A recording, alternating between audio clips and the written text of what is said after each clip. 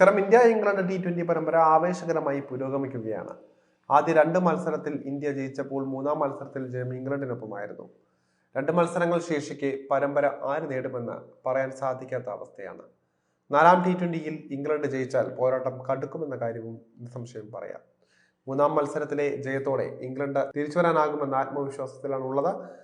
ദക്ഷിണാഫ്രിക്കയിലും ശ്രീലങ്കയിലും എല്ലാം T20 പരമ്പര നേടിയ ഇന്ത്യ തട്ടകത്തിൽ T20 പരമ്പര തോറ്റാൽ അത് വലിയ നാണക്കേടായി മാറും. പരിശീലകൻ ഗൗതം ഗംഭീറിന്റെ കസേരയ്ക്ക് ഇളക്കവും സംഭവിക്കും. അതുകൊണ്ട് തന്നെ നാട്ടിൽ T20 പരമ്പര തോറ്റാൽ ഗംഭീറിന് കൂടുതൽ തിരിച്ചടിയാകുന്നതാണ്. അതുകൊണ്ട് തന്നെ എന്ത് വില കൊടുത്തും ഇന്ത്യക്ക് 4ാം T20 ജയിക്കേണ്ടതായുണ്ട്.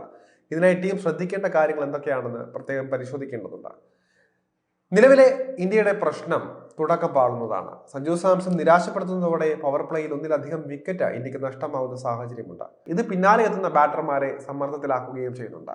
ഇന്ത്യക്ക് മികച്ച ഓപ്പണിംഗ് കൂട്ടുകെട്ട് സൃഷ്ടിക്കേണ്ടത് അത്യാവശ്യമാണ്. നിലവിൽ ഇന്ത്യയുടെ 2 ഓപ്പണർമാരും ഒരുപോലെ ആക്രമണത്തിന് മുതിർന്ന് വിക്കറ്റ് തുലയ്ക്കുകയാണ്. സഞ്ജു പതിയെ നിലയുറപ്പിച്ചാൽ വലിയ സ്കോറിലേക്ക് ഉയരാൻ സാധ്യതയുണ്ട്. എന്നാൽ ജോഫ്ര ആർച്ചർക്കെതിരെ തുടക്കം മുതൽ ആക്രമണത്തിന് ശ്രമിക്കുന്നതാണ് ഇന്ത്യയെ പിന്നോട്ടടിക്കുന്നത്. ഈ ഒരു സാഹചര്യത്തിൽ സഞ്ജു ആങ്കർ റോളിലേക്ക് മാറി അഭിഷേകിന് സ്വാതന്ത്ര്യത്തോടെ കടന്നാക്രമിച്ച് കളിക്കാൻ അവസരമൊരുക്കുന്നതാണ് നല്ലത്. ഇന്ത്യയുടെ ബൗളിംഗ് നിര ഭേദപ്പെട്ട് നിൽക്കുമ്പോഴും ടീമിനെ പിന്നോട്ടടിക്കുന്നത് ബാറ്റർമാരാണ്. ടീമിൽ സൂപ്പർ താരങ്ങളെല്ലാം ഉണ്ട് എങ്കിലും ഫോമിലുള്ളവർ വളരെ ചുരുക്കമാണ്. നായകൻ സൂര്യകുമാർ യാദവിന് താളം കണ്ടെത്താൻ സാധിക്കാത്തതാണ് പ്രധാന പ്രശ്നം.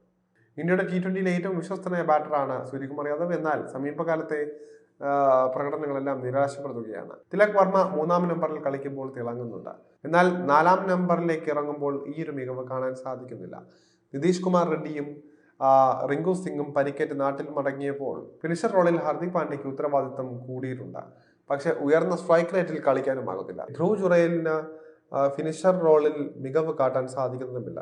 ശിവം ദുബെയെയും രമൺദീപ് സിംഗിനെയും ഇന്ത്യ പ്ലേയിങ് ലെവലിലേക്ക് കൊണ്ടുവരേണ്ടതായി ഉണ്ട്. 3ാം T20യിൽ ഇന്ത്യ അനാവശ്യമായ മാറ്റം വരുത്തിയതാണ് തിരിച്ചടിയായത്. ഇടം കൈയിൻ പേസർ ഹർദീപ് സിംഗിന് വിശ്രമം നൽകിയത് വലിയ മണ്ടത്തരമായി പോയെന്നാണ് പറയുന്നത്. മുഹമ്മദ് ഷമിയെ ഇന്ത്യ കളിപ്പിച്ചെങ്കിലും പഴയ മികവ് കാട്ടാനുമാകുന്നില്ല. ഏറെ നാളുകളായി പരിക്കേറ്റ് പുറത്തിരുന്ന ഷമിക്ക് ഫോം കണ്ടെത്താൻ ഇനിയും സമയം ആവശ്യമാണ്. അതുകൊണ്ട് തന്നെ ഷമിയെ മാത്രം വിശ്വസിച്ച് മുന്നോട്ട് പോകാൻ കഴിയില്ല എന്നാണ് അറിയുന്നത്. 4ാം T20യിൽ ഹർദീപിനെ ഇന്ത്യ കളിപ്പിക്കേണ്ടത് അത്യാവശ്യമാണ്. അല്ലാത്ത പക്ഷം ഇന്ത്യയുടെ പേസ് നിരക്ക് കരുത്തുണ്ടാവില്ല. ഇത് ഇംഗ്ലണ്ട് മുതലാക്കാനും സാധ്യത കൂടുതലാണ്. ഇന്ത്യയുടെ സ്പിൻ നിര ശക്തമായതിനാൽ തന്നെ മധ്യ ഓവറുകളിൽ കരുത്ത് കാട്ടുന്നുണ്ടെങ്കിലും ഡെത്ത് ഓവറുകളിൽ ടീം പതർന്നതാണ് കാണാൻ സാധിക്കുന്നത്.